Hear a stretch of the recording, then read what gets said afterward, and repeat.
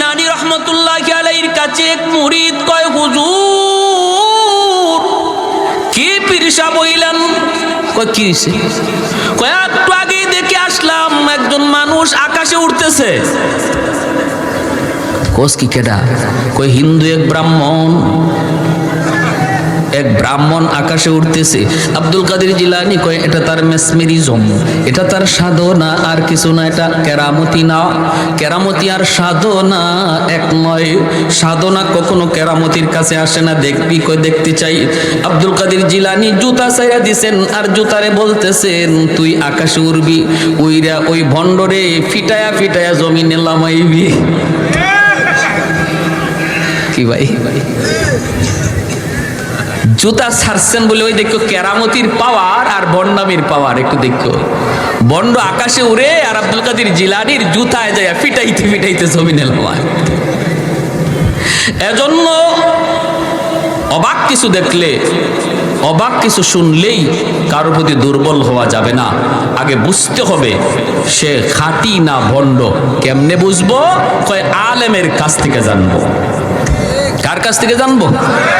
নিজে নিজে না, আলেমের কাছ থেকে, উলামায়ে কেরামের কাছ থেকে।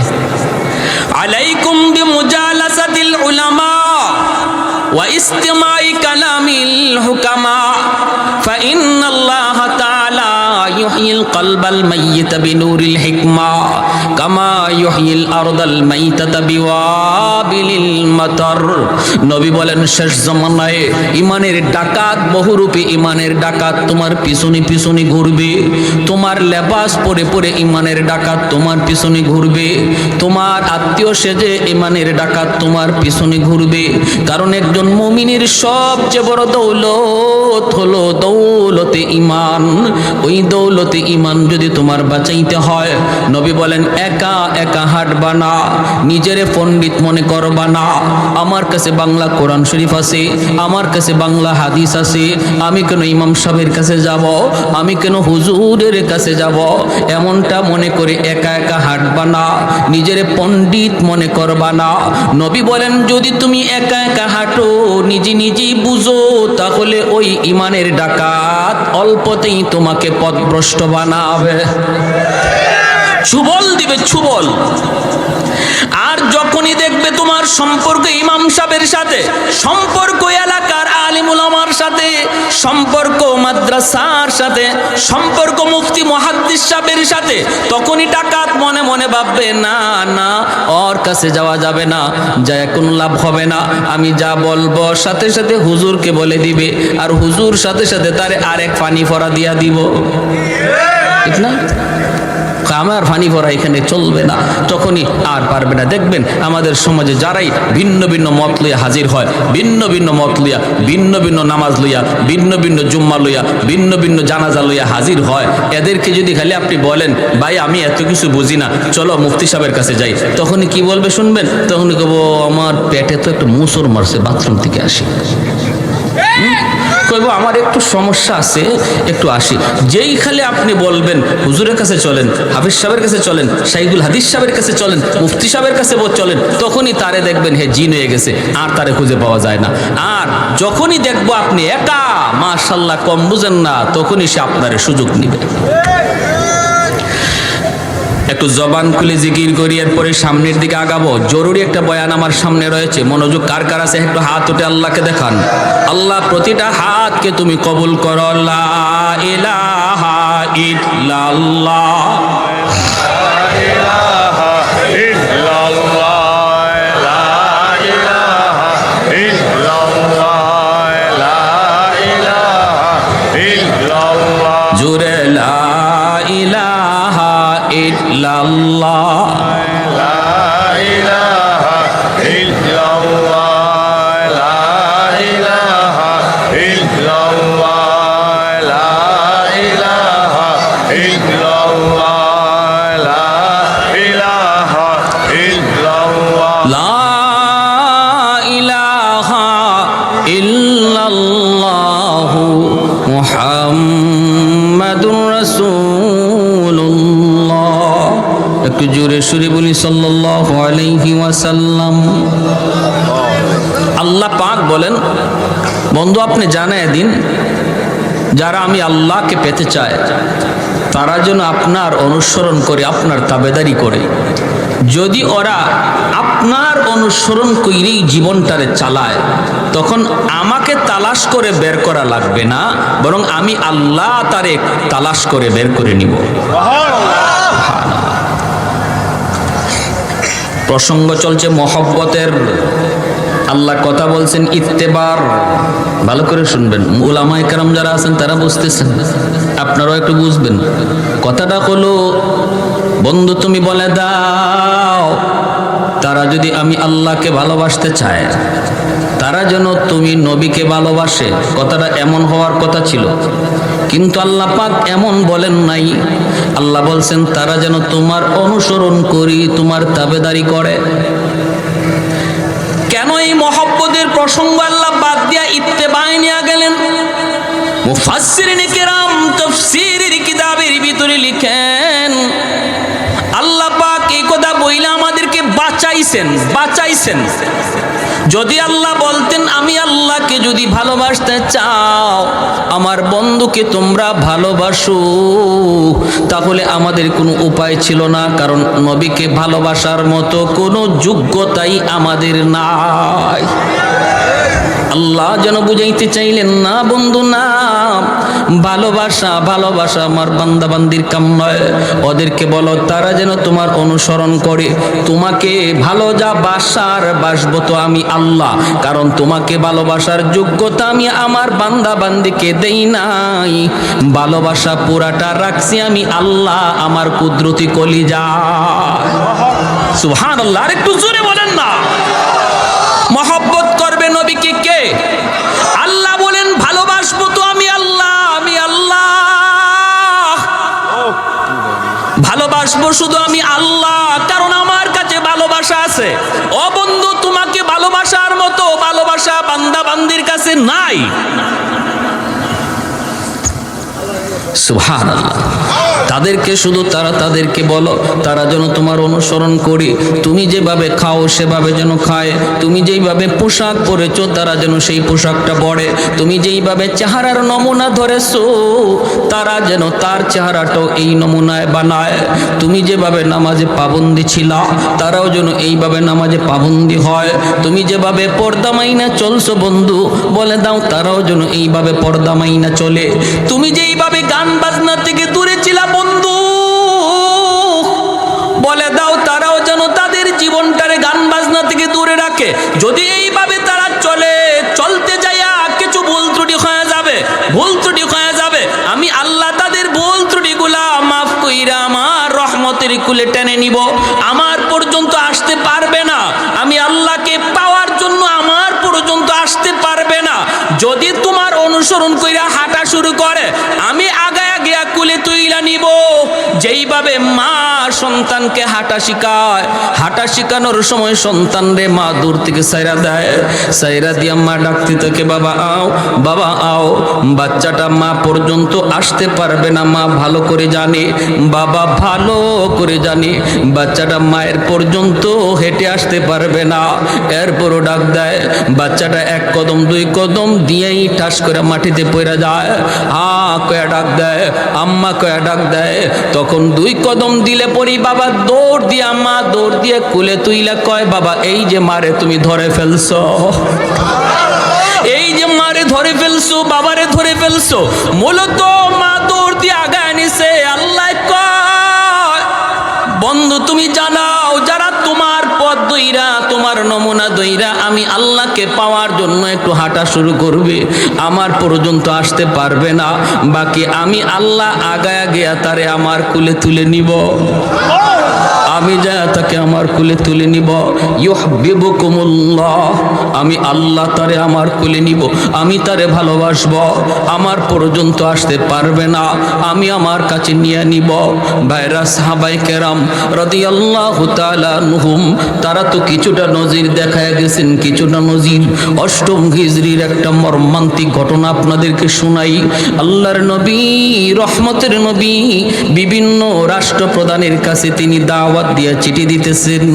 এইভাবে নবী রোম সম্রাটের কাছেও চিঠি লিখলেন, কিন্তু হারিস ইবনে উমাইর রাদিয়াল্লাহু তাআলা আনহু ওনাকে ওই রোমের সম্রাটের লোকেরা ওনাকে গ্রেফতার করে সম্রাটের দরবারে নিয়ে ওনাকে হত্যা করল। নবীর একজন দূত হারিস ইবনে উমাইর রাদিয়াল্লাহু তাআলা আনহু ওনাকে হত্যা করল, হাতগুলি কেটে দিল, পা কেটে দিল, চোখ উপড়ে ফেলল, চিঠিটা টুকরা টুকরা কইরা নিজের পায়ের তলে ফেলে দিল। অথচ এই চিঠির মধ্যে আমার নবীর নাম লেখা ছিল, নবীর নাম লেখা ছিল মিম মুহাম্মাদুর রাসূলুল্লাহ।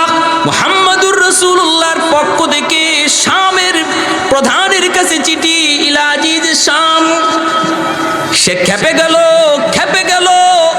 2 দিনের মুহাম্মদ মাত্র মদিনার রাষ্ট্রনায়ক, এখনই আমার নামের আগে তার নাম, নবীর নাম তার নামের আগে, এটা সহ্য করতে পারলো না। সাথে সাথে চিঠিটা ছিঁড়ে নিজের পায়ের নিচে ফেলে দিল। আর নবীর সাহাবে হযরত হারিস ইবনে উমাইর রাদিয়াল্লাহু তাআলা আনহুকে হত্যা করলো, হাত পা গুলি কেটে দিল। আল্লাহর নবী রহমতের নবীর কাছে এই খবর যেই মাত্র নবীর দরবারে আসলো, আমার নবী সইতে পারেন না। নবীজির চোখ থেকে দর দর করে পানি পড়ে নবী কান্দেন আর বলেন, আমার হারিসের তো কোনো দোষ ছিল না, আমি তো তারে দুধ বানায় পাঠাইছি, দুধের তো কোনো দোষ নাই। অপরাধ যদি করি আমি নবী করছি, আমার হারিসরে কেন মারল? তাও এইভাবে অঙ্গ প্রত্যঙ্গগুলি কাইটা দিল। মায়ার নবী, দয়ার নবী, রহমতের নবী গরম হয়ে গেলেন, গরম হয়ে গেলেন নবীজি। সাহাবায়ে কেরামের সামনে নবী বায়াত নিলেন, শপথ নিলেন, আমার হারিস হত্যার বিচার না নেওয়া পর্যন্ত, বদলা না নেওয়া পর্যন্ত আমরা কেউ শান্তিতে ঘুমাবো না। কারা কারা প্রস্তুত? সব সাহাবী নবীর হাতে হাত রেখে শপথ নিলেন। জুড়ে বলি আল্লাহু আকবার। তাহলে কি বোঝা যায়? ইসলামে খালি নরম না গরমও আছে? আমার নবী নরম, গরম হয়ে গেলেন। আল্লাহ বলেন ইসলাম হলো নরমের জায়গায় নরম, গরমের জায়গায় গরম। ইসলামে শুধু নরম নাই, ইসলামে শুধু গরমও নাই, ইসলামে নরমের জায়গায় নরম, গরমের জায়গায় গরম থাকতে কয়। মুহাম্মাদুর রাসূলুল্লাহ ওয়াল্লাযীনা মাহু আশিদ্দাউ আলাল কুফফার রুহামাউ বাইনাহুম। আশিদ্দাউ আলাল কুফফার বইলা আল্লাহ গরম হওয়ার কথা বলছেন, রুহামাউ বাইনাহুম দ্বারা নরম হওয়ার কথা বলছেন। আল্লাহ বলেন তাদের আখলাক হলো, আমার নবী নবীর সাহাবীদের আখলাক হলো ওরা নিজেরা বড় নরম, নিজেরা বড় নরম, নিজেরা কোনো মারামারি নয়, কাটাকাটি নয়। মুসলমানে ভাই ভাইয়ে কোনো দ্বন্দ্ব নয়। এক ভাই ভুল বুঝে আরেক ভাই ভুল শুধরায় দিবে, কিন্তু বিতর্ক নয়, ঝগড়া নয়, গালাগালি নয়, মারামারি নয়। মুসলমানের সম্পর্ক হলো ইমানের সম্পর্ক, ইমানের সম্পর্ক হলো রক্তের সম্পর্কের চেয়ে আরো গভীর, ঠিক কিনা? ইমানের সম্পর্ক রক্তের সম্পর্কের চেয়ে আরো গভীর, আরো গভীর। এজন্যই তো আবু বকর সিদ্দিক সন্তানকে বলেছিলেন বদরের যুদ্ধে, আবু বকর সিদ্দিক রাদিয়াল্লাহু তাআলা আনহু আমার নবীর পক্ষে, আর আবু বকর সিদ্দিক রাদিয়াল্লাহু তাআলা আনহুর সন্তান আবু জাহেলের পক্ষে। বাপ বেটা দুইজন দুই দিকে যুদ্ধ করতে নামছেন। পরবর্তীতে এই সন্তান মুসলমান হয়েছেন। মুসলমান হওয়ার পরে বলতেছেন, আব্বা বদরের ময়দানে আপনি 3 বার আমার তলোয়ারের নিচে পড়ছেন, এরপরও আমি তলোয়ার চালাই নাই। আবু বকর সিদ্দিক বলে, কসকি তুই কয়বার? বলে 3 বার। কেন তুই চালালি না? কারণ আপনি আমার আব্বা, কেমন করে তলোয়ার চালাই? আবু বকর সিদ্দিক বলে, তাহলে শুন বেটা শুন, তোরা যুদ্ধ করস দুনিয়ার কামাইয়ের জন্য, আর আমরা যুদ্ধ করি আল্লাহর সন্তুষ্টির জন্য। আমাদের কাছে আল্লাহর মহব্বত সন্তানের মহব্বতের চেয়ে বেশি। আমি আবু বকর বলতেছি, খোদার কসম, 3 বার নয়, যদি 1 বার আমার তলোয়ারের সামনে পড়তি বাবা, আমি 2 টুকরা করে দিতাম। কারণ আমি আমার আল্লাহকে আমার সন্তানের চেয়ে বেশি ভালোবাসি। আমার দিনকে, ইসলামকে আমি আমার সন্তানের চেয়ে ভালোবাসি। আমি ইসলাম যতদিন মানবে এই সন্তান ততদিন মানব। ইসলাম মানবে না সে যদি সন্তানও হয় তারে সন্তান মানি না, বাপও হয় বাপ মানি না। ইসলাম মানে না যদি নেতা হয় নেতা মানি না। আওয়াজ দিয়ে জোরে বলেন। নেতা মানি ততক্ষণ যতক্ষণ ইসলাম মানে, নেত্রী মানে ততক্ষণ যতক্ষণ আল্লাহ রসুল মানে। আমি ততক্ষণ পর্যন্ত দল করি, দল যতক্ষণ ইসলাম মানে। যেদিন দল ইসলাম মানবে না দল করি না। যেদিন নেতা নেত্রী ইসলাম মানবে না, আমার আল্লাহ রসুল নিয়ে কথা বলবে, নেতা নেত্রী মানি না, এর নাম হলো মুসলমান। প্যারে হাজিরিন, এটা হলো রুল। মাল ইমান ইয়া রাসূলুল্লাহ, ইযা সাররাতকা হাসানাতুকা ওয়া ইযা সাআতকা সাইয়্যাতুকা ফাআনতা মুমিন। নবী রুল বানায় দিলে স্কেল। এই স্কেল দিয়ে তুমি তোমার ঈমান মাপো, ঈমান আছে না নাই তুমি নিজে বুঝবা। ইসলামের পক্ষে কথা শুনলে যদি তোমার দিলে ভালো লাগে, বুঝবা তোমার ঈমান আছে। ইসলামের বিপক্ষে কথা শুনলে যদি মনে কষ্ট লাগে, বুঝবা ঈমান আছে।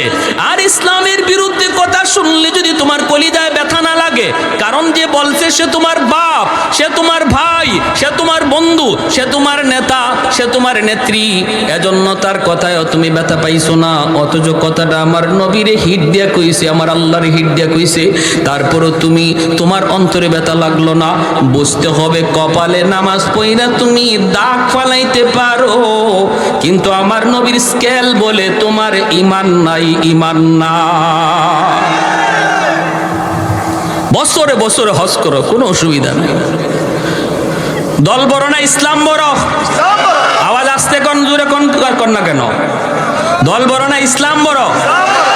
আমরা কেউ কি কথা বলি, আল্লাহ আমার মরণ যেন যেই দল করি দলের উপরে হয়? কেউ এই কথা কয়। বিএনপির কেউ এই কথা বলে, আল্লাহ বিএনপি করতে করতে যেন মরি, আল্লাহ আওয়ামী লীগ করতে করতে যেন আওয়ামী লীগ নাম লইতে লইতে যেন মরি। এই কথা কেউ বলে কি? আল্লাহ মরণ যেন আমার ঈমানের হালে হয়, ঠিক কিনা? তাহলে বোঝা গেল দল বড় না ঈমান বড়? নেতা নেত্রী বলো না ইসলাম বড়? এর নাম হলো ঈমান, এর নাম হলো। যদি এই ঈমান নিয়ে তুমি যাইতে পারো রে যুবক, ত্রুটি তোমার থাকলেও নবী শাফাতের জন্য রেডি। এতটুকু নির্ভেজাল ঈমান নিয়ে যদি যাইতে পারো রে যুবক, আমার নবী তোমার শাফাতের জন্য রেডি। বেজাল কিছু নিয়ে যায় না। বাইরা বন্ধুরা জন্য বলতেছিলাম, ওই যে হারিস ইবনে উমাইর রাদিয়াল্লাহু তাআলা আনহু, মায়ার নবী খেপে গেলেন। নরম নবী, এত নরম দিলের নবী খেপে গেলেন। নবী খেপে বলতেছেন, সাহাবীরা হাতে হাত রেখে শপথ নাও। সব সাহাবী শপথ নিলেন। আল্লাহ নবী বলতেছেন, শুনেছি ওরা 2 লক্ষ মদিনা আক্রমণের জন্য আসতেছে। আমি 3000 সেনাবাহিনী প্রস্তুত করলাম। 3000-এর মধ্যে নবী বলেন 4 জন সেনাপতির নাম ঘোষণা করব। 3 জনের নাম বলবো, 4র্থ জনের নাম বলবো না। এই 4 জন, যে 3 জনের নাম বলবো, এই 3 জন অবশ্যই যুদ্ধে যাবে। আর বাকিরা মন চাইলে যাইও, না চাইলে আমার বাধা নাই। তবে আমি নবী বলতেছি, আমার আল্লাহ বলেছেন এই যুদ্ধে দুশমন 2 লাখ হলেও মুসলমানের বিজয় হবে। ভাইরা বন্ধুরা, আল্লাহ নবী বলেন আজকের যুদ্ধের প্রথম সেনাপতি হবে আমার কলিজার টুকরা সন্তান, নবীজির সন্তান, পালক পুত্র সন্তান যায়েদ ইবনে হারেসা। আমার নবী দয়ার নবীর পালক পুত্র যায়েদ ইবনে হারেসা। নবীজি এই যুদ্ধে সেনাপতি, প্রথম সেনাপতি বানাইলেন। যুদ্ধের নাম হলো জঙ্গে মুতা। ইসলামের ইতিহাসের অনেক বড় এক যুদ্ধ, অনেক বড় এক যুদ্ধ। নবী বলেন, সাহাবীরা রে, আমি তোমাদের সাথে এই যুদ্ধে যেতে পারবো না। আমি মদিনায় থেকে গেলাম, কারণ বিভিন্ন রাষ্ট্রপ্রধানের কাছে চিঠি লিখছি, চিঠি লিখতে হবে, উত্তর আসবে, উত্তর দিতে হবে। আমি তোমাদের সাথে এই যুদ্ধে যেতে পারলাম না। তোমরা যুদ্ধে যাবা, কিন্তু আমি নবী না গেলেও আমার মন দিল তোমাদের সাথে। দেহটা থাকবে মদিনার মসজিদে, দিলটা থাকবে তোমাদের সাথে। আমি মদিনার মসজিদে বসে বসে যুদ্ধের হালচাল দেখবো। আল্লাহু আকবার। মায়ার নবী, দয়ার নবী বলেন আজকের যুদ্ধের প্রথম সেনাপতি সেনাপতি আমার সন্তান যায়েদ ইবনে হারেসা।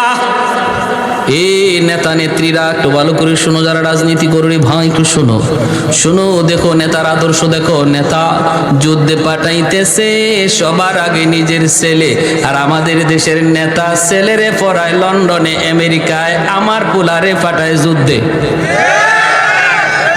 কি আপনি আমার ফুলাফানরে পাঠায় পিস্তল দিয়া আর রিভলভার দিয়া, আর তার ফুলারে আমেরিকা পড়ায়। আই রে বোকা, আমরা কেমন বোকা হইছি বুঝেন, কেমন ফাইছে আমরা রে বলদ। মায়ার নবী দয়ার নবী বলেন আমার পুত্র সর্বপ্রথম সেনাপতি। আল্লাহু আকবার কর। যায়েদ ইবনে হারেসা নবী যুদ্ধে প্রথম সেনাপতি ঘোষণা করলেন। আর নবী বলেন আমার ছেলে যায়েদ শহীদ হলে সেনাপতি হবে জাফর ইবনে আবি তালিব। নবী বলেন জাফর শহীদ হলে সেনাপতি হবে আব্দুল্লাহ ইবনে রাওয়াহা। নবী বলেন সেনাপতি হবে আব্দুল্লাহ ইবনে রাওয়াহা।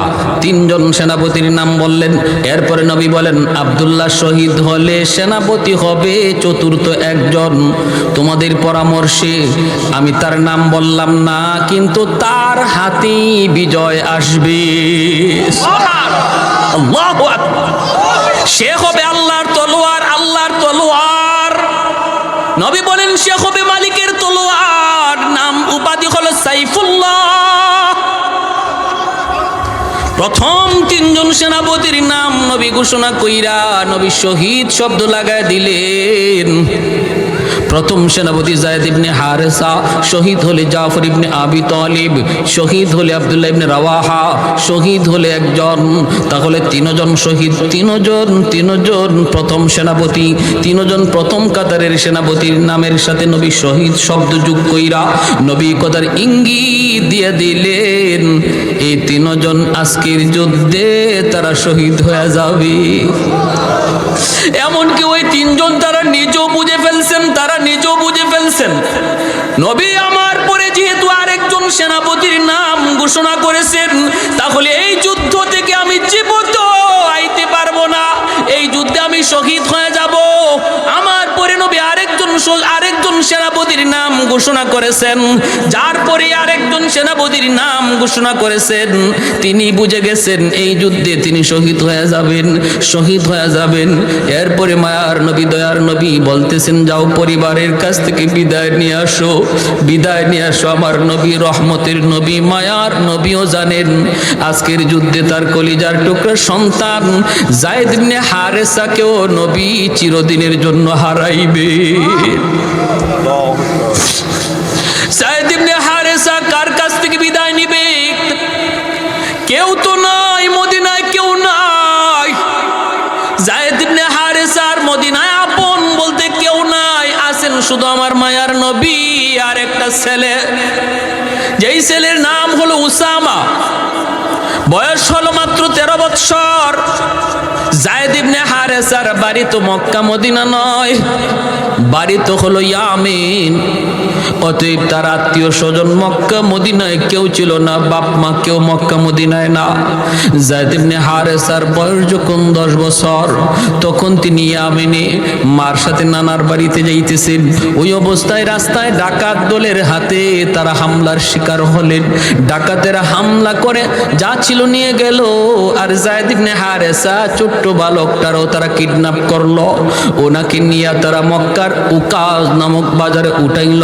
তখন মানুষ বেচা কেনা হইতো, উকাজ নামক বাজারে উঠাইল, দাম ধরলো, আর ওই দাম অনুপাতে কিনলেন তাকে আম্মাজান খাদিজাতুল কুবরা রাদিয়াল্লাহু তাআলা আনহা। আম্মাজান খাদিজাতুল কুবরা রাদিয়াল্লাহু তাআলা আনহা যায়েদকে কিনে নিয়ে গেলেন। যায়েদ ইবনে হারেসা আম্মাজানের ঘরে গিয়া তিনি এইবার বুঝলেন যে মানুষের মাঝেও মায়া আছে, দয়া আছে, দরদ আছে। এতদিন পর্যন্ত ডাকাতদের হাতে থাকতে তিনি বুঝেন না এই মানুষের দিলে যে মায়া আছে, দরদ আছে।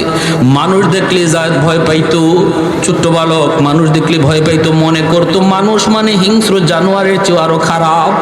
কিন্তু আম্মাজানের ঘরে গিয়ে তিনি শান্তি পাইলেন, মানুষের দরদ মায়া তিনি বুঝলেন। আম্মাজানের সাথে আমার নবীর বিবাহ হলো। এরপরে আম্মাজান জায়েদকে নবীকে হাদিয়া দিয়ে দিলেন। আল্লাহর নবীর কাছে চলে আসলেন জায়েদ ইবনে হারেসা। এখন তো আরো মহামানব দরদি নবীর ঘরে আসলেন, নবীর খেদমত করেন, নবীর গোলাম জায়েদ। আস্তে আস্তে বড় হইতেছেন, নবী মায়া করতেছেন, বড় হইতেছে। এইদিকে ইয়ামেনে তার বাবা তার মা পাগল পাগল, মা শুধু রাস্তায় রাস্তায় জায়েদ জায়েদ কয়া কান্দে, বাবা শুধু দেশ দেশে জায়েদ জায়েদ কয়া ঘোরে। ওই অবস্থায় পাগলের মতো মা বাবা, আর কোনো সন্তান নাই, একমাত্র জায়েদ। মক্কায় কিছু মানুষ ইয়ামান থেকে আসলো হজ করার জন্য। আল্লাহ নবীর সাথে জায়েদকে দেখেই তারা চিনে ফেলেছে, এই ছেলেটা তো আমাদের জায়েদের মতো মনে হয়, যাকে তার মা দীর্ঘদিন আগে হারাইছিল, কয়েক বছর আগে হারাইছে, ডাকাতের হাতে অপহরণ হয়েছে। আমাদের জায়েদই তো, আমাদের জায়েদই তো। ইয়ামেনের লোকগুলি তারা বাড়িতে যাওয়ার পর জায়েদের আব্বাকে যায় জানাইলো, তোমার সন্তান জায়েদকে আমরা পাইছি বলে। কোথায়? মক্কায় মুহাম্মদের কাছে। যাও তুমি মুহাম্মদের কাছে যাও, মুহাম্মদের গোলাম, মুহাম্মদের গোলাম। কিন্তু আমরা জানি মুহাম্মাদুর রাসূলুল্লাহ বড় নরম দিলের মানুষ। যদি তোমরা যায় বলো আমাদের ছেলেটা ডাকাতের হাতে অপহরণ হয়েছিল, সব কিছু খুলে বলবা, দেখবা মুহাম্মদ তোমাদের সন্তানকে তোমাদের কুলে ফিরাইয়া দিবে। জায়েদের বাবা জায়েদের চাচাকে লইয়া মক্কায় হাজির। আমার নবী, মায়ার নবী, দয়ার নবীর ঘরে হাজির। আল্লাহ নবীর কাছে আইসা পরিচয় দিলেন, আমরা ইয়ামেন থেকে এসেছি। কেন? কই শুনেছি আপনার কাছে একটা ছেলে আছে, আপনার গোলাম, নাম হলো জায়েদ। মায়ার নবী বলেন, হ জায়েদ তো আমার গোলাম, তো কি হয়েছে কোন? তখনই জায়েদের বাবার চোখ থেকে টলটলায় পানি পড়ে, কারণ যেই বাবার সন্তান হারাইছে সে জানে সন্তান হারানোর ব্যথা কত কষ্টের। যেই মার সন্তান হারাইছে সেই মা জানে সন্তান হারানোর ব্যথা কত কষ্টের। মরে যাওয়াটা এত কষ্ট নয়, হারায়া যাওয়া যত কষ্ট।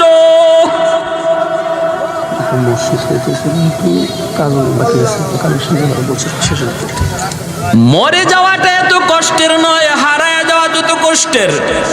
কারণ সর্বদা সর্বক্ষণ মার অন্তরে শুধু জ্বালা, হায় রে আমার ছেলেটা, আমার মেয়েটা এখন কোথায় আছে, কোন জায়গায় আছে, কোন অবস্থা আছে, কি করতেছে। ভাইরা বন্ধুরা, জায়েদের আব্বা যখন হাউমাউ করে কান্দা দিছে আর বলতেছে, নবী গো, জায়েদ আমার সন্তান, একমাত্র সন্তান হারাইছি, ডাকাতের হাতে অপহরণ হয়েছিল। এরপরে মা পাগল, আমি বাবা পাগল, এখন শুধু রাস্তায় রাস্তায় ঘুরি। খবর পাইলাম আপনার কাছে, চলে আসলাম। এই যে অনেকগুলি হাদিয়া আনছি, অনেকগুলা স্বর্ণ মুদ্রা নিয়ে আসছি, আমার সন্তানটারে ফিরাইয়া দেন, মার কোলে সন্তানটারে ফিরাইয়া দেন, লাগে আপনি পয়সা নেন। আল্লাহর নবী তখন বলতেছেন, একটু থামুন, পয়সা লাগবে না, পয়সা লাগবে না। নবী বলেন, আমি নবী এতিম, আমি নবী বাবা পাই নাই, বাবার আদর কেমন আমি নবী তা জানি না, আব্বু ডাকে কত মজা আমি নবী জানি না। অতএব আমাকে পয়সা দেওয়া লাগবে না, আপনি একটু অপেক্ষা করুন। নবী ডাক দিলেন পাশের রুমি, জায়েদ এইদিকে আসো। জায়েদ ইবনে হারেসা তিনি আসলেন, ঘরে ঢুকেই তিনি দেখেন দুইটা মানুষ বসা। চেহারাটার দিকে তাকাইয়েই চিনে ফেললেন, জায়েদ আমার হারানো বাবা। বাবাও চিনে ফেলেছে হারানো সন্তান জায়েদ। দৌড় দিয়া বাবা সন্তানের বুকে জড়ায় ধরে কান্দে। ছেলে বাবাকে দুইরা কান্দে, বাবা ছেলেকে জড়ায় দুইরা কান্দে। ভাইরে কারো চুকে এমন নাই যে ওই সময় কেউ কাঁদে নাই। নবী কাঁদতেছেন, জায়েদের চাচা কাঁদতেছে, বাবা কান্দে, ছেলে কান্দে। আল্লাহর নবী রহমতের নবী তখন বলতেছেন, জায়েদ তুমি চিনছো ওনারা কারা? জায়েদকে নবী গো চিনে ফেলেছি, আমার আব্বা, আমার চাচা। আল্লাহর নবী বলেন, জায়েদ তোমার আব্বু আসছে তোমাকে নিয়ে যাওয়ার জন্য। তোমার মা তোমার জন্য পাগল পাড়া হয়ে রাস্তায় রাস্তায় ঘুরে, তুমি চলে যাও বাবার সাথে। ও জায়েদ যদি বাবার সাথে যেতে চাও, মায়ের কাছে ফিরত যাইতে চাও, যেতে পারবা। আর যদি আমি নবীর কাছে থাকতে চাও, আমি তোমাকে দূরে সরায়া দিব না। আমি নবীর কাছে যদি থাকতে চাও, আমি তোমাকে আগলে রাখবো। যদি বাপ মার কাছে যাইতে চাও, যেতে পারো। অপশন দুটোটা আল্লাহর নবী দিয়া দিলেন। এইবার জায়েদ ইবনে হারেসা সিদ্ধান্ত নিবেন, বাপ মার কাছে যাবেন না, নবীর কাছে থাকবেন। মাথাটা নিচের দিকে দিয়া দিছেন। জায়েদের বাবা তাকায় তাকায় কাঁদতেছে। কিছুক্ষণ বাবার দিকে তাকায় মাথাটা নিচু করে ফেললেন। এরপরে আমার দয়ার নবীর চেহারার দিকে তাকাইছেন, আর চোখ ফিরান না। কান্না শুরু করছে আর বলতেছে, নবী গো, আজ থেকে 10 বছর আগে আমি হারাইছি, বাবা হারাইছি, মা হারাইছি। ডাকাতদের হাতে থাকতে আমি বুঝতাম না মানুষ এত মায়াশীল হয়, মানুষের দিলে এত দরদ, এত মায়া। কিন্তু আপনার কাছে আসার পর আমি মার আদর, বাবার আদর, দুনো আদর আপনার কাছে পাইছি। আমার বাবার আদর, মায়ের আদর দুটোটা পাইছি গো নবী। অতএব আমি জায়েদ সিদ্ধান্ত নিয়েছি, বাকি জীবন আমি আপনার কদমে থাকতে চাই। আমি আপনার কদমে থাকতে চাই, আপনার কাছে থাকতে চাই। আল্লাহ নবীর সাথে সাথে জায়েদকে বুকে জড়ায় নিলেন, কারণ আমার নবীর মনের ইচ্ছাও ছিল এটা। নবী বুকে জড়ায় নিলেন আর বলতেছেন, চলো। কয়া নবী টান দিয়া মসজিদ ঘর থেকে বের হইয়া এক দৌড়ে নবী সাফা পাহাড়ের উপরে এসে উঠলেন। ওইটা নবী আরবের মানুষকে, মক্কার মানুষকে ডাইকে বলেন, এরে মক্কার মানুষ, দেখো, শোনো শোনো, এতদিন পর্যন্ত তোমরা জানতা জায়েদ আমার গোলাম। আজ তোমাদেরকে সাক্ষী রেখে বললাম, জায়েদ আজকে থেকে আজাদ। এতদিন পর্যন্ত তোমরা জানতা জায়েদ আমার গোলাম, আজ থেকে জায়েদ শুধু গোলাম নয়, যেই জায়েদ মা পাইয়া বাবা পাইয়া বাপ মার কাছে যায় না, আমি নবীর কাছে থাকে, আজ থেকে জায়েদ হলো আমার সন্তান। আর একটু জোরে সুবহানাল্লাহ। কৌনাইনে মুখতারে খোদা तुमको बनाया, उम्मत का निगाहबान खुदा तुमको बनाया। तकबीर में कलमा में नमाजों में यज़ा में है नाम इलाही से मिला नाम मुहम्मद, है नाम इलाही से मिला नाम मुहम्मद। महबूब ने कहा सल्ले अला नाम मुहम्मद, आकों की जिया दिल के जिला नाम मुहम्मद, आकों की जिया दिल के जिला नाम मुहम्मद। फरमाते ही आदम को मुझे खुल्द तरी में लकहा हुआ तू बाब मिला नाम मुहम्मद, लकहा हुआ तू बाब मिला नाम मुहम्मद। একটু জোরে সুরে আল্লাহু আকবার। ওই জায়েদ ইবনে হারেসাকে মায়ার নবী যুদ্ধের প্রথম সেনাপতি বানাইলেন। কোন যুদ্ধের প্রথম সেনাপতি বানাইলেন? ভাইরা আমার, এরপরে হইল কি? নবী বলতেছেন, দ্বিতীয় নম্বর, জায়েদ ইবনে হারেসা নবীর কাছ থেকে বিদায় নিলেন। নবীজির কাছ থেকে বিদায় নিয়ে এইবার আল্লাহর নবীর কাছ থেকে বিদায় নিয়ে ছেলের উসামার কাছে গেলেন। যাইয়া উসামার কাছে যাইয়া বলতেছেন, 13 বৎসরের বালক উসামা ডাক দিয়া বলতেছেন, বাবা, এই দুনিয়ায় তুমি ছাড়া আর নবী ছাড়া কেউ নাই। নবীর কাছ থেকে বিদায় নিয়েছি বাবা, তুমি বাবাকে বিদায় দাও। 13 বছরের বালকের কাছ থেকে তিনি বিদায় নিতেছেন। উসামা কাঁদতেছেন আর বাবা বলতেছে, বাবারে যদি কোনোদিন বাবার কথা ইয়াদ হয়, শামের রাস্তার আশেপাশে বাবার কবর খুঁজে নিও। সাহাবায়ে কেরাম কিভাবে নিজের কবরগুলা কোথায় বানাইছেন? সোয়া লক্ষ সাহাবী বিদায় হজের ভাষণ, অথচ 10,000 সাহাবীর লাশ, 10,000 সাহাবীর কবর মক্কা মদিনায় পাওয়া যায়। 1 লক্ষের উপরে সাহাবায়ে কেরামের কবর নিজের দেশে নাই, পৃথিবীর দিক দিগন্তে পড়ে আছে। ভাইরা বন্ধুরা, ছেলেকে বাবা বলতেছে, বাবা, ছোট্ট ছেলেকে বলতেছে, বাবা কোনোদিন যদি বাবার কথা ইয়াদ হয়, শামের রাস্তার আশেপাশে বাবার কবর খুঁজে নিও।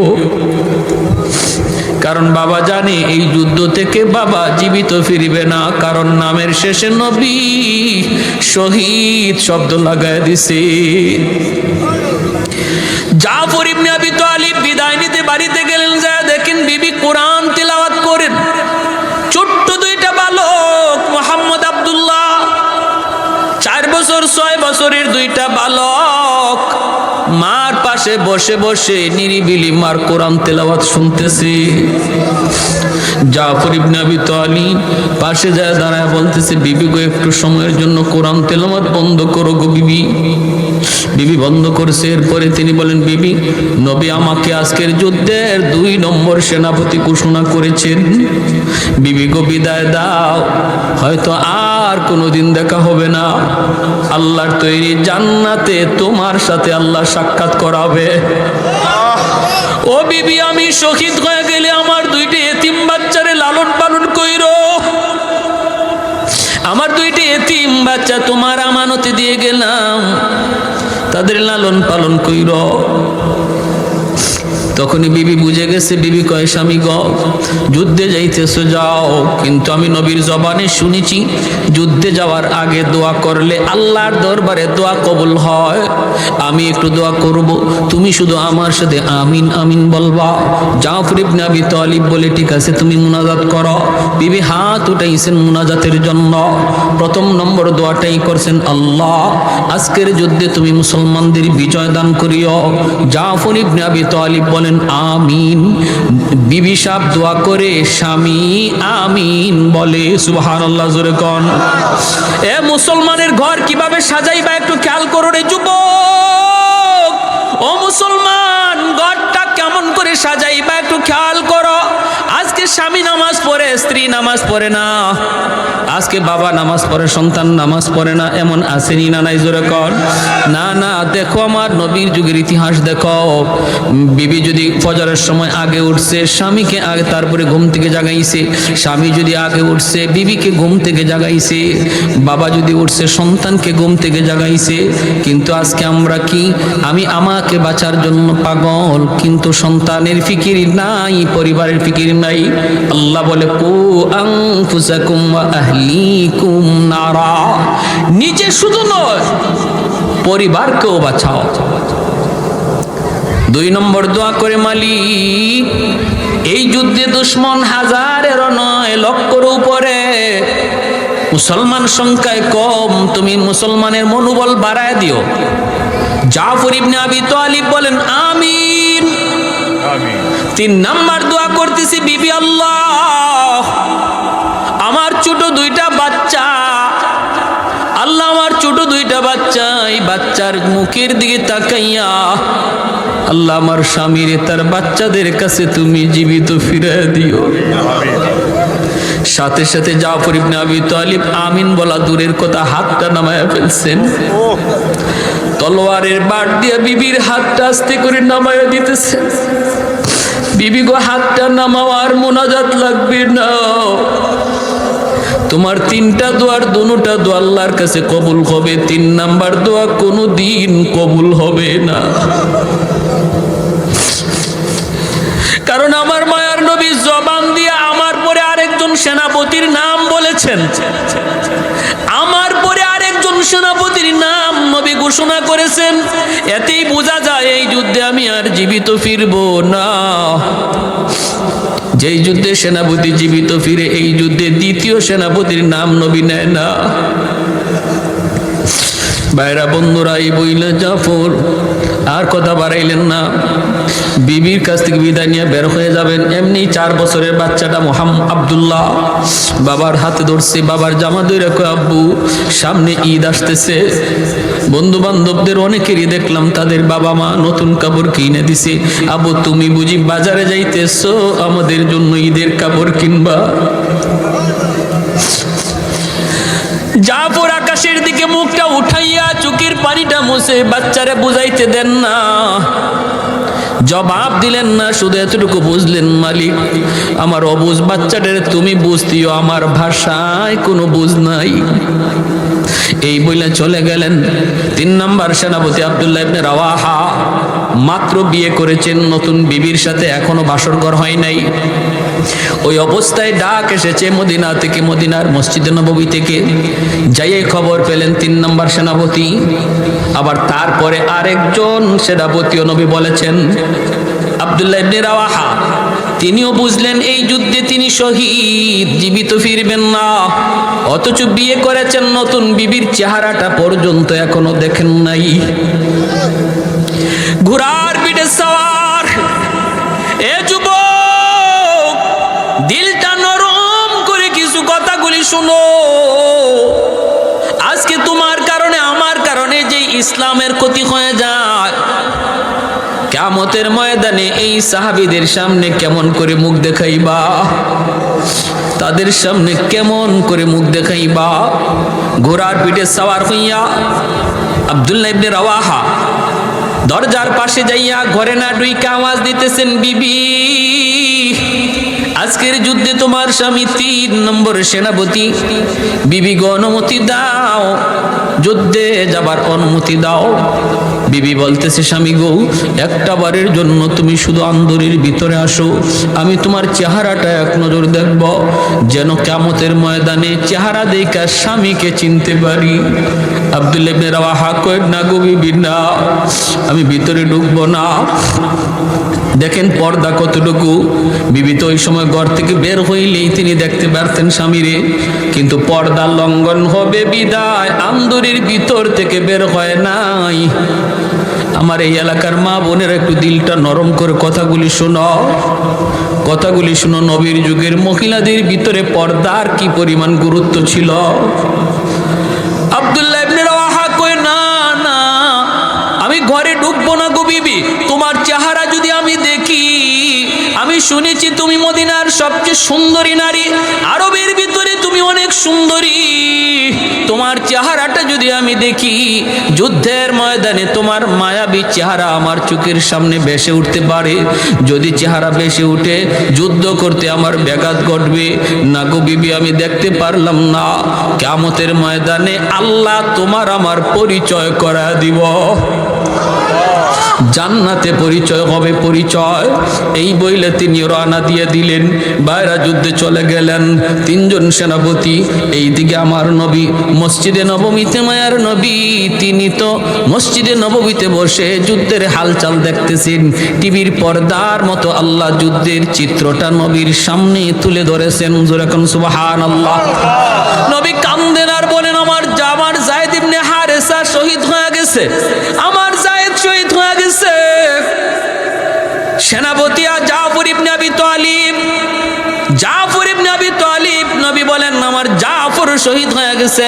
দুশমন তার ডান হাত কেটে ফেলেছে, বাম হাতে পতাকা ধরে রাখছেন, বাম হাতটাও দুশমন কেটে ফেলেছে। এরপরও তিনি পতাকা ফালান না, দুনো হাতের বাজু দিয়ে এইভাবে পতাকা ধরে রাখছেন। 3 নম্বর সেনাপতি আব্দুল্লাহ ইবনে রাওয়াহা তিনি আসছেন, জোর করেন পতাকা তিনি ছাড়েন না, অথচ যান নাই, পতাকা এমন ধরছেন ছাড়েন না। কোন রাওয়ায়াতে আসছে কামড় মাইরা পতাকা ধরে রাখছেন। আব্দুল্লাহ ইবনে রাওয়াহা পতাকা টানতেছেন, কামড় তো ছাড়ে না।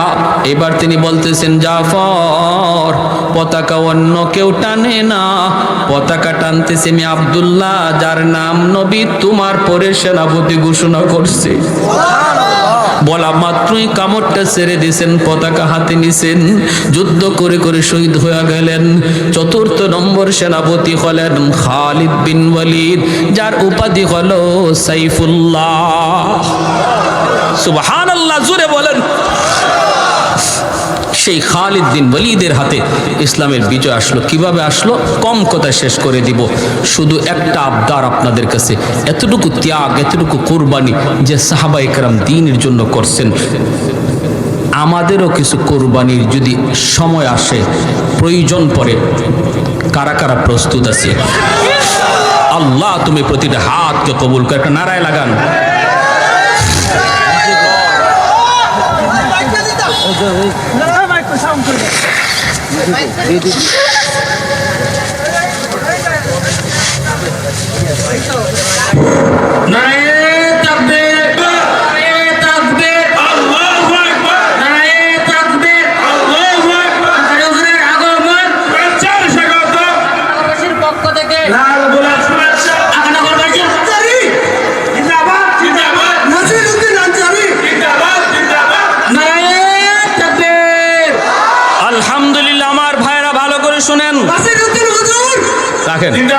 আমি বলতেছি, শুনেন, ভালো করে শুনেন।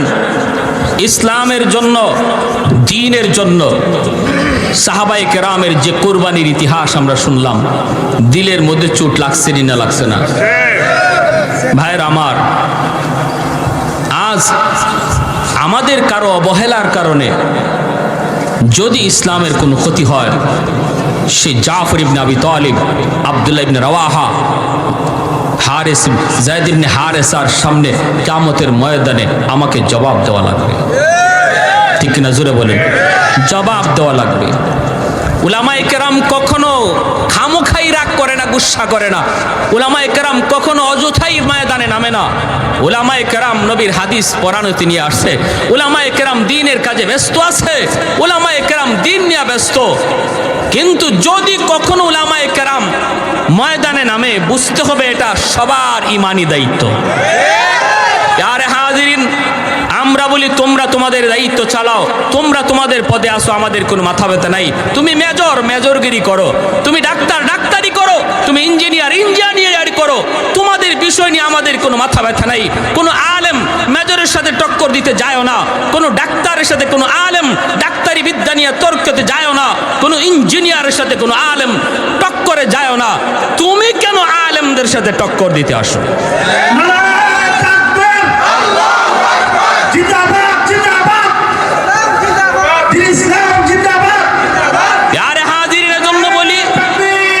আমি এজন্য আপনাদেরকে বলি, আমাদের সর্বদা এই ব্যাপারে সজাগ থাকতে হবে, সজাগ থাকতে হবে।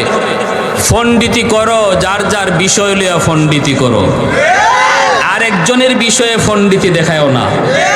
এটা অনধিকার চর্চা, অনধিকার চর্চা। আর আমরা উলামায়ে কেরাম যারা আছি, আমরা যারা উলামায়ে কেরাম ভক্ত আছি, আপনাদের কাছে আমার অনুরোধ, আমাদের মাঝে দ্বন্দ্ব যেন না থাকে, দূরত্ব যেন না থাকে। সামান্য কিছু ভুল ত্রুটি, সামান্য কিছু বিভেদ, এটাকে বড় আকারে না করি। কারণ আজকে আমাদের ভিতরে, আলেমদের ভিতরে কোনো ওয়াইজের বিরুদ্ধে কথা বলতে যায়, যদি আমরা সেটা পাবলিক প্লেসে বলি, তখন নাস্তিকরা সুযোগ পায়। ঠিক কিনা? জোরে এখন ইসলাম বিরোধীরা সুযোগ পায়। কে বিদাতি, কে কওমি, কে ওয়াহাবি, কে আলিয়া, কে লম্বা টুপি, কে গোল টুপি, এই সমস্ত জিনিস বাদ দেন আল্লাহর দোহাই।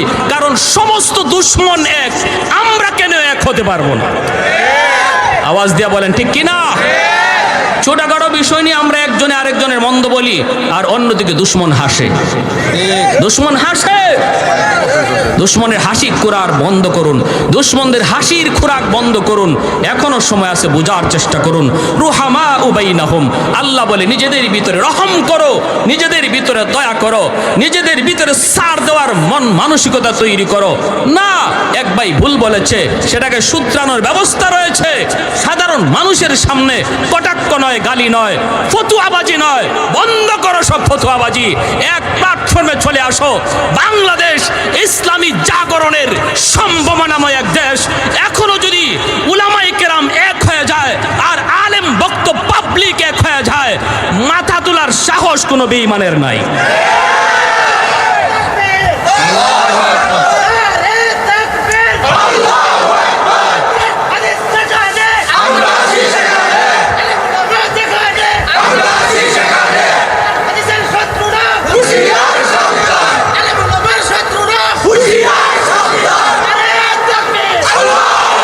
মাশাআল্লাহ আমার ভাইয়েরা বন্ধুরা, এই মসজিদের জন্য আমি আপনাদের কাছে একটু কুরবানি, এরপরে ঘটনাটা শেষ করে মোনাজাত দিয়ে দিব ইনশাআল্লাহ।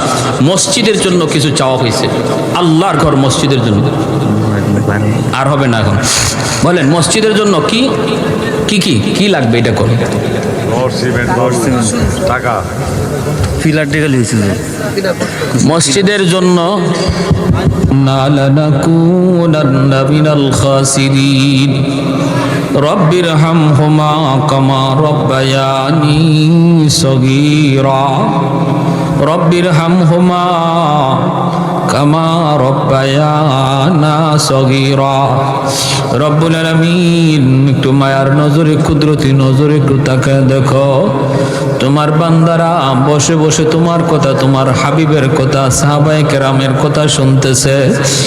আমলখানা যদি পছন্দনীয় হয়, এর উসিলায় আমাদের জীবনের সব গুনাহ খাতাগুলি মাফ করিয়া দাও।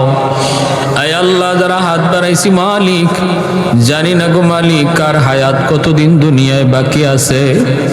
কত যুবক ঘর থেকে বের হয় আর ঘরে ফিরে না, কত বাবা সন্তানের কাছ থেকে হাসি মুখে ঘর থেকে বের হয়ে যায় আর সন্তানের কাছে ফিরে আসে না।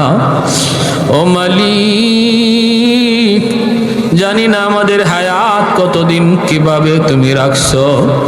আল্লাহ, বেনামাজি বানায়া তুমি কাউকে মরণ দিও না গো আল্লাহ।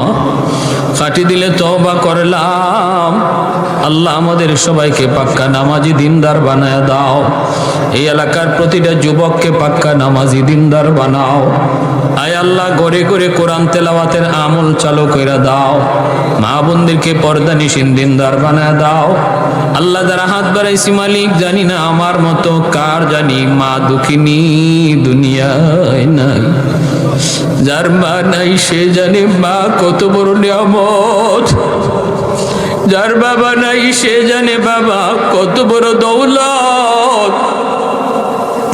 যার মা আছে গো মালিক, ঘরে গিয়া আম্মা কয়া ডাক দেয়, মা দরজা কইলা দেয়। আমার মতো যার মা নাই, আজকে মাসকে মাস, বছরকে বছর মা কয়া ডাক দিতে পারি না। গভীর রাত মাহফিল শেষ হলে পরে মা ফোন দিত, বাজান এখন কোথায় আছো? আল্লাহ, আর কেউ এইভাবে অপেক্ষা করে না। গভীর রাতে যাও দেখতাম মার রুমের এখনো লাইট জ্বলে। ও মালিক, এখনো কত মা সন্তান শহর থেকে রওনা দিছে, শোনার পরে মা দুঃখিনী ঘুমায় না। সারাটা রাত জায়গা জায়গা সন্তানের অপেক্ষা করে। সবাই ঘুমায় গেল, মা ঘুমাইতে পারে না। এমন মা যারা হারাইছে গো আল্লাহ, কবরে আযাব দিও না, আযাব দিও না। মারে তুমি কবরে মাইরো না। যে মা 10 মাস 10 দিন পেটে রাখলো, শীতের দিনে প্রস্রাব করে বিছানা ভিজায় দিছি, মা ভিজা বিছানায় শুইয়া আমাকে বুকে রাইখা রাতটা কাটায় দিছি। কত রাত মার পেটে তাইকা লাথি মারছি, মা সারা রাত বুয়া বুয়া কান্দে কান্দে কাটাইছে। খাইতেছে মা, আমি পেটে লাথি মারছি, পেটে শুইয়া পেটে তাইকা মার খানা বন্ধ হয়ে গেছে। পাশে রুবে আবার কান্দে, আব্বা জিগে কি গো তুমি খাইলা না কেন, চলে আসছো কি হয়েছে? তখন ও মা বাবারে কয় না, তোমার সন্তান আমারে লাথি মারছে। চোখের পানিটা ফলাইয়া কয় কিছু হয় নাই, তুমি যাও। এমন সন্তান আজকে চোখের পানি জড়াইয়া তোমার দরবারে কান্দে গো মালিক। মারে তুমি কবরে মাইরো না।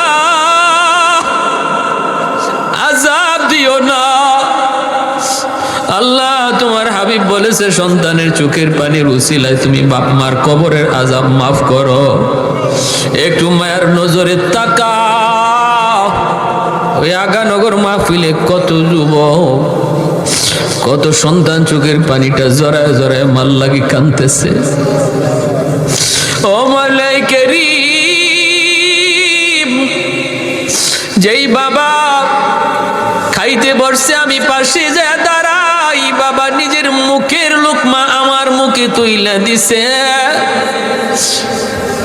বাবা ঘর বানায় দিয়া গেল, আমার মাথার উপরে লাইট জ্বলে, ফ্যান ঘুরে, কিন্তু বাবা যেই ঘরে শুয়ে আছে আলো নাই, বাতাস নাই, কীট পতঙ্গের ঘর, সাপ বিচ্ছুর ঘর, একাকী থাকার ঘর, অন্ধকার ঘর। আল্লাহ বাবা মার কবরে তুমি জান্নাতি আলো বাতাসের ব্যবস্থা করে দিও। ও মালিক, বাপ মার জন্য আমাদেরকে দুনিয়াতে কান্দাও, আমাদের আম্মা আব্বারে কবরে কান্দাইও না। আম্মা আব্বারে কবরে কান্দাই। কত সন্তান মার কবরে পার দিয়ে চইলা যায়, একটু মার কথা ইয়াদ করে না। বাবার কবরে পাশ দিয়ে চইলা যায়, ছেলেটা চইলা যায়, একটু ইয়াদ করে না। বাপ মা কবরে শুয়ে শুয়ে কষ্ট পায়। আল্লাহ মেহেরবানি করে বাপ মার কথা বেশি বেশি ইয়াদ করার তৌফিক দাও। আল্লাহ নামাজের বাইরে সর্ব জায়গায় আমাদের জবানে আল্লাহ তোমার শিখানো দোয়া জারি করে দিও। রব্বির হামহুমা কামা রাব্বায়ানি সগীরা। আদরের দাদা দাদি, নানা নানি, শ্বশুর শাশুড়ি, বিবি বাচ্চা, ভাই বোন, কত মায়ার মানুষগুলি নিজের হাতে কবরে রাখছি গো মালিক, যাদের হাসি মুখের চেহারা এখনো চোখের সামনে ভাসে, যারা একদিন এই ঘরে ঘুমাইতো, এই রাস্তা দিয়ে হাঁটতো, এই মসজিদে সেজদা দিত, তারা আজ কোথায় গেল, কোথায় রইল, কিভাবে রইল? আল্লাহ তুমি ছাড়া কেউ জানে না। আমরাও যারা আজকে এই রাস্তায় একদিন হাঁটি, আগামীকাল আর একজন হাঁটবে, আমি শুয়ে থাকবো কবরে। এই মরণের কথাটা আমাদের বেশি বেশি ইয়াদ করার তৌফিক দিও। আমার মসজিদের পাশে যুবক সারাটা রাত, ঈদের রাত টেইলারি কাজ করলো, টেপ বাজলো, টেপের গান বাজলো। ফজরের সময় গিয়া সবাই দরজা ধাক্কায়, দরজা খুলে না, ধাক্কায় ধাক্কায় দরজা ভাঙলো, শাটার ভাঙ্গা দেখে টেপের গান এখনো চলে। যুবক দুনিয়ায় নাই। ও মালিকের জন্য আমার যুবক ভাইদের অন্তরে মরণের ভয় ঢুকাও, তোমার মহব্বত ঢুকাও, দুনিয়ার নাপাক ভালোবাসা অন্তর থেকে মুছে দাও। আয় আল্লাহ, নাপাক পচা গান্দা ভালোবাসা থেকে অন্তরকে মুক্ত করো, অন্তরটারে তোমার ভালোবাসায় পরিপূর্ণ করে দাও। আয় আল্লাহ, এই এলাকার যত মুমিন মুমিনা ডাইনে বামে, সামনে পিছনে কবরে শায়িত, এই মাহফিলের খাতিরে প্রত্যেকের কবরকে জান্নাতের বাগিচা বানায় দাও। এই মাহফিলখানাকে কবুল করো, প্রতি বৎসর জানা তা করতে পারে। আল্লাহ সব ধরনের বাধা বিপত্তি কুদরতি হাতে তুমি দূর করো। আয় আল্লাহ, যুবকগুলিকে মাহফিলের দিকে আগায় আসার তৌফিক দান করো, এর উসিলায় তাদেরকে ইসলামের সৈনিক বানাও। আয় আল্লাহ, আম্মা আব্বা যাদের জীবিত হায়াতে বরকত দাও, বিবি বাচ্চা ভাই বেরাদরে হায়াতে বরকত দাও। প্রবাসী ভাইয়েরা যারা আছে আল্লাহ প্রবাসে নিরাপদে রাখো, রুজিতে বরকত দাও। আয় আল্লাহ, আমাদের সন্তানগুলিকে নেককার দিনদার নামাজি বানাও। তোমার ঘরখানাকে কবুল করো। যারা সাহায্য সহযোগিতা করার ওয়াদা করেছে, তৌফিক তুমি দিবা, কেমনে দিবা তুমি জানো। আল্লাহ তুমি দেওয়ার তৌফিক দান কইরো। আল্লাহ ঘরের কাম, তোমার ঘরের কাম কুদরতিভাবে তুমি উঠে নিও। এলাকার প্রতিটা মানুষকে তোমার ঘরে শরীক থাকার তৌফিক দিয়ে দিও। আমার মা বোনদেরকে মাফ করে দাও। আয় আল্লাহ, আমার মা বোনদেরকে মাফ করে দাও, তাদেরকে আল্লাহ ওয়ালি বানাও। কারণ মায়ের আব্দুল কাদের জিলানির মা, তারা তো নবীর মা, ওলি আল্লাহদের মা। এলাকার প্রতিটা মাকে বলি আল্লাহর মা বানাও। আয় মাওলা, ঘরে ঘরে হাফেজে কোরআন আলেমে দ্বীন কবুল করে নাও। গান বাজনা থেকে এলাকার মানুষকে হেফাজত করো আল্লাহ। গান বাজনার প্রতি যুবকদের অন্তরে ঘৃণা জন্মায়া দাও, ঘৃণা জন্মায়া দাও। নেক কাজের প্রতি আগ্রহ বাড়ায়া দাও আল্লাহ। যারা সাহায্য করছে, দান করছে, প্রত্যেকের রুজির মধ্যে বরকত দিয়ে দাও। অসুস্থ যারা আছে আল্লাহ তুমি সুস্থতার নিয়ামত দিও। আমাদেরকে যাবতীয় অসুস্থতা থেকে হেফাজত করো আল্লাহ, যাবতীয় অসুস্থতা থেকে হেফাজত করো আল্লাহ। কে কোন উদ্দেশ্য নিয়ে এখানে হাত উঠেছে আল্লাহ তুমি দিলের হালত জানো আল্লাহ। যার যার দিলের দিকে তাকাইয়া প্রত্যেকের নেক নিয়তকে কবুল করো।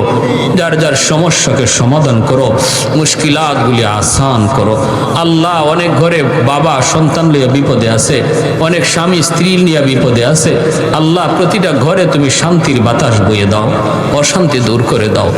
সাল্লাল্লাহু তাআলা আলা খাইরি খালকিহি মুহাম্মদ ওয়া আলা আলিহি ওয়া আসহাবিহি আজমাইন আমিন বিরহমাতিকা ইয়া আরহামার রাহিমিন।